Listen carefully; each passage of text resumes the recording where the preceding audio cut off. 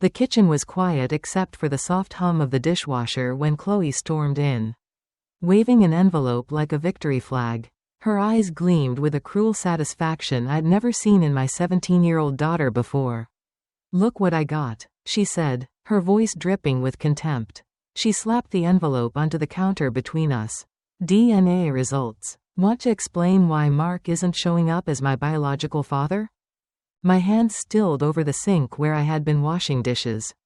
I carefully dried them on a kitchen towel, buying myself precious seconds to steady my racing heart.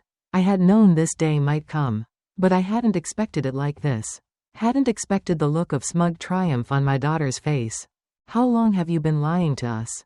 Chloe demanded, crossing her arms. "Does Mark even know? Or have you been playing him for a fool all these years?"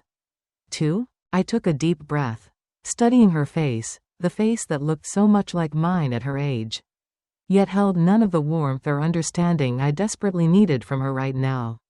"Sit down, Chloe," I said quietly. "This isn't a conversation we should have standing up." She scoffed, but dropped into one of the kitchen chairs, still radiating righteous anger. "Fine. Explain how you've been living a lie for the past 17 years. This should be good. My name is Olivia Mitchell, and my daughter had just unknowingly opened a door to the past I'd spent nearly 2 decades trying to keep firmly shut. Not because I was ashamed, but because some truths are too heavy for children to bear. Some stories need to wait until the right moment. And this wasn't it, but Chloe had forced my hand. I sat down across from her, folding my hands on the table. "First, I need you to understand something. Everything I've done, every choice I've made, has been to protect you and give you the best life possible." Chloe rolled her eyes. "Save the mom speech. I want the truth." "The truth," I said carefully, "is complicated, and before we go any further, I need to know exactly what you're hoping to accomplish here. Are you looking for answers? Or are you just trying to hurt me?" She faltered for a moment, her confidence wavering. "I deserve to know who my real father is," she said finally, but her voice had lost some of its edge. I nodded slowly. "Yes, you do, but not like this. Not as a weapon you can use to try and tear this family apart." "Family?" She laughed bitterly. "What family? It's all built on lies." "No," I said firmly. "It's built on love. Your father, the man who raised you, who has loved you every single day of your life, he knows you're not biologically his. He's always known." Chloe's eyes widened, her carefully constructed narrative beginning to crack. "What? Mark and I met when I was already pregnant with you," I explained, watching her face carefully. "I was 22, scared, and alone. He didn't have to stay. He didn't have to love us. But he chose to, every single day." Chloe's voice trembled. "But, why didn't you tell me?"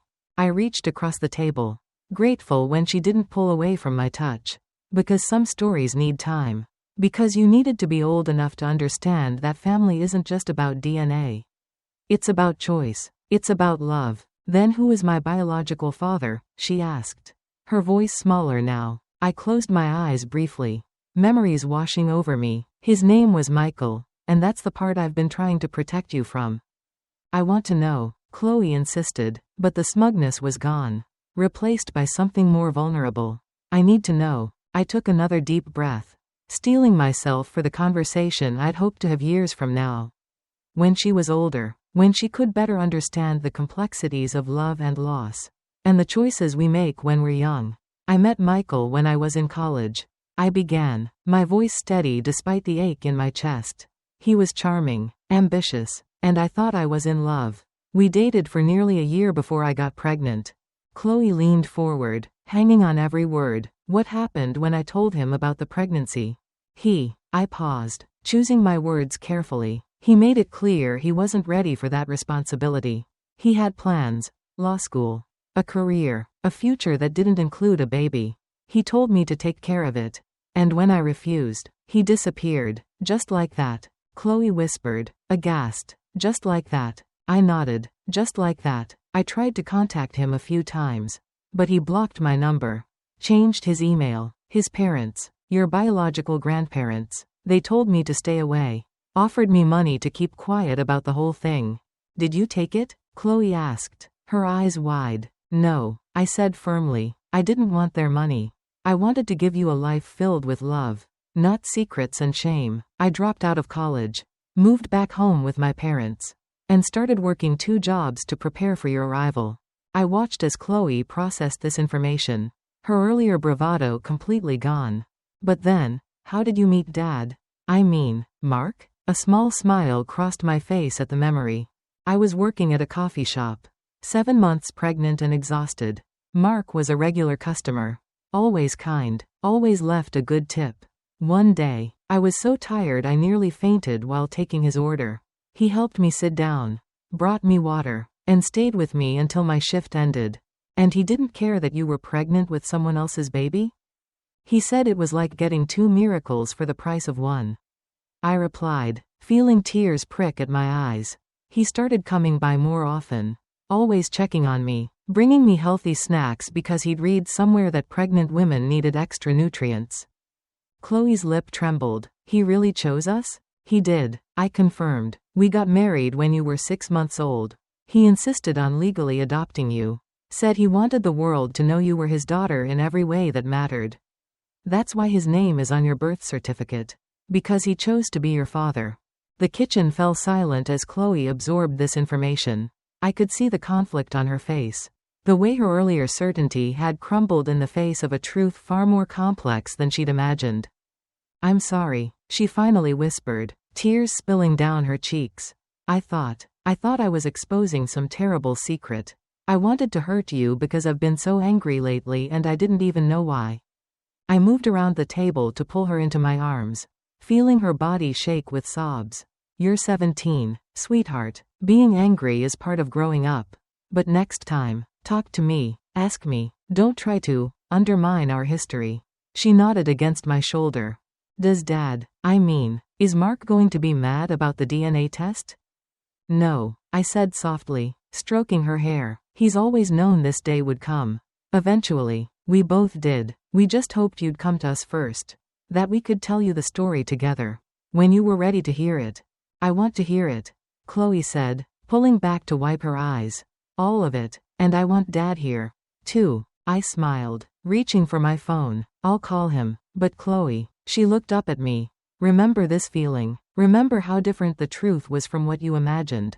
Sometimes the stories we tell ourselves about other people's choices, they're not nearly as simple as we think.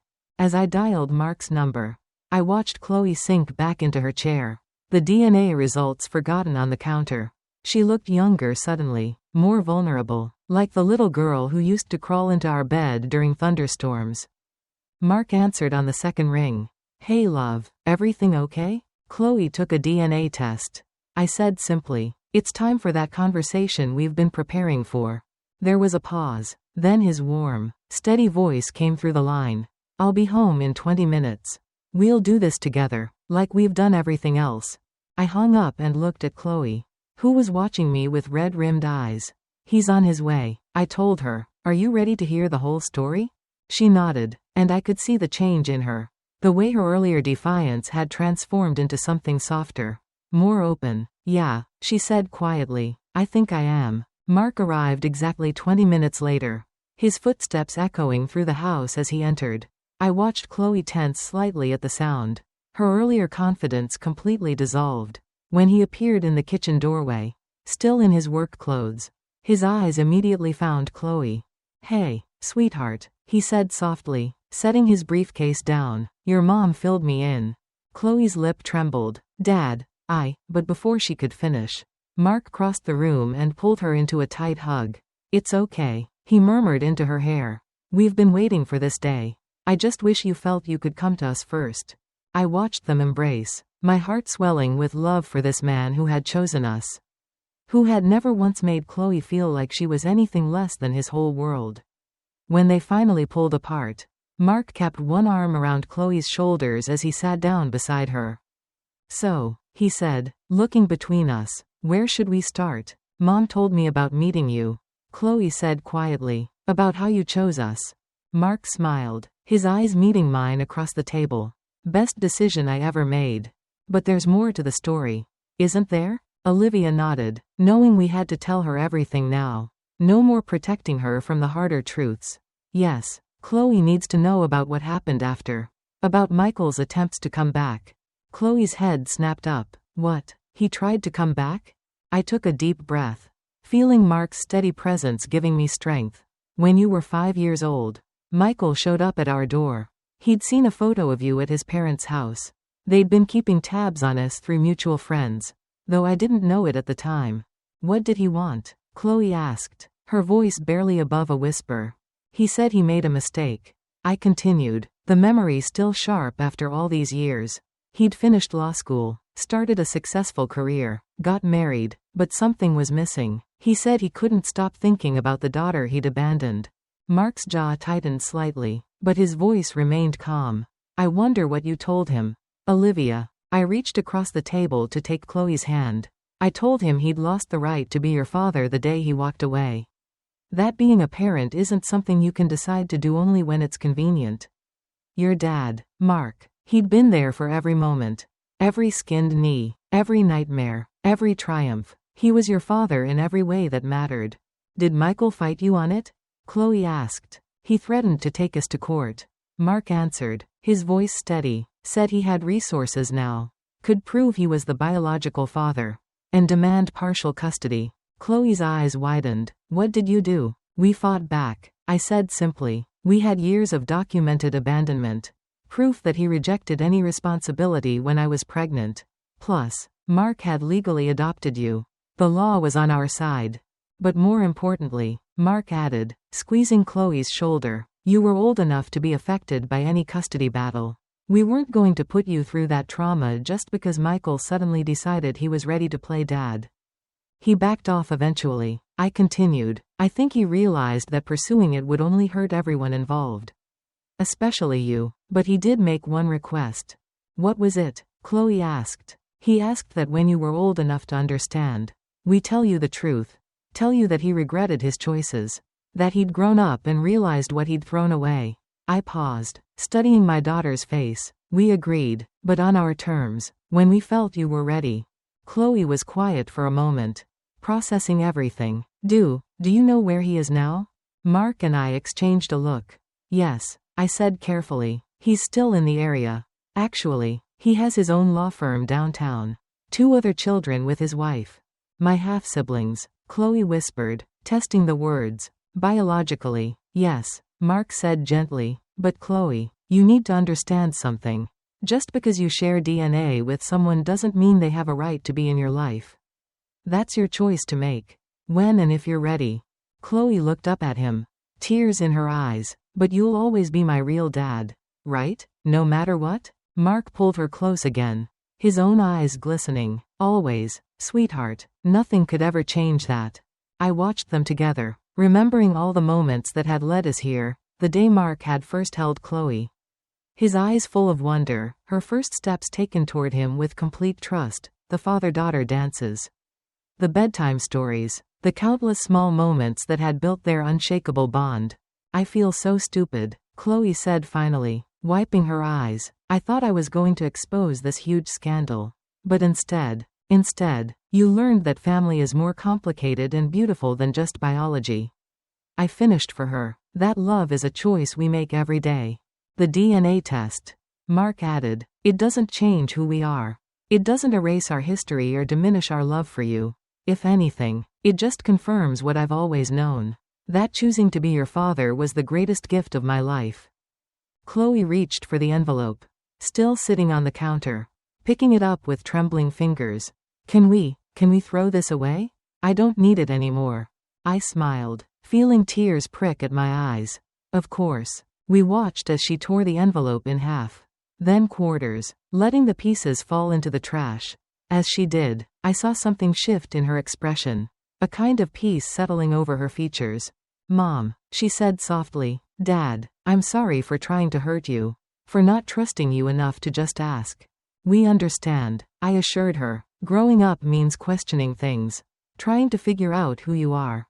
But next time you have questions about your past, come to us first. We've never wanted to hide anything from you. We just wanted to protect you until you were ready for the whole truth.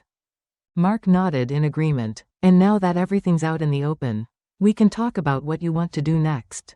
If you have questions about Michael. About your biological heritage. We'll help you find those answers. When you're ready. Chloe shook her head. I don't think I want to know right now. Maybe someday. But. She looked between us, her expression softening. Right now I just want to be here. With my real family. The three of us sat there in the kitchen as the evening light filtered through the windows. Our family stronger for having weathered the storm together. Chloe's DNA test, meant to be a weapon, had instead become a bridge to understanding. A reminder that the bonds that matter most aren't the ones we're born with, but the ones we choose to nurture and protect. Later that night, after Chloe had gone to bed, Mark and I sat on the back porch, his arm around my shoulders as we looked up at the stars. You okay? He asked softly. I nodded, leaning into his warmth. Better than okay, I think. I think this needed to happen. Maybe not exactly the way it did. But Chloe needed to know the truth. She's stronger than we give her credit for. Mark mused. Just like her mother. I turned to look at him. This man who had stepped into our lives and chosen to make us his family. Thank you, I whispered, for everything, for loving us both so completely. He smiled, pulling me closer. Thank you for letting me. For trusting me with your heart and with Chloe's. Inside, we could hear Chloe moving around in her room, probably getting ready for bed. The sound was so familiar, so precious, a reminder of all the ordinary moments that made up our extraordinary love story. Do you think she'll want to meet him someday?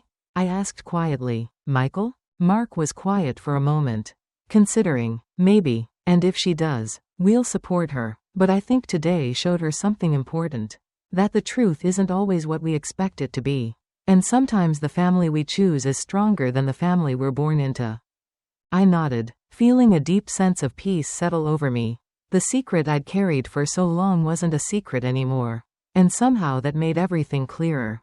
Our family wasn't perfect, but it was real. It was built on choice, on love, on the daily decision to be there for each other.